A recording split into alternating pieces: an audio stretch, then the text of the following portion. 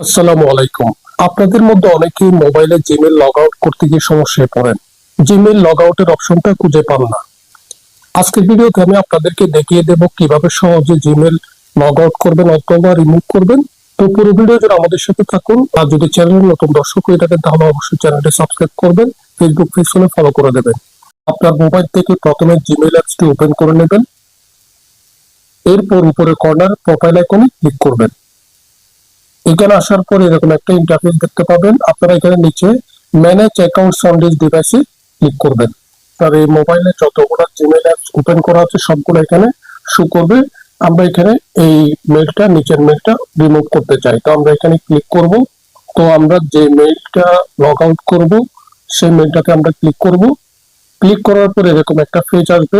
এখানে আমরা রিমুভ অ্যাকাউন্টে ক্লিক করব। তারপর আবার নিচে রিমুভ অ্যাকাউন্টে ক্লিক করব। তাহলে আমাদের জিমেইল লগ আউট হয়ে যাবে বা রিমুভ হয়ে যাবে। এইভাবে আপনারা আপনাদের মোবাইল থেকে যতগুলো জিমেইল লগ ইন করা আছে সবগুলো আপনারা লগ আউট করতে পারবেন বা রিমুভ করতে পারবেন। তো ভিডিওটি আজকে এই পর্যন্ত। যদি ভিডিওটি ভালো লাগে তাহলে অবশ্যই ভিডিওতে লাইক দেবেন, আমাদের চ্যানেলটি সাবস্ক্রাইব করবেন। ধন্যবাদ।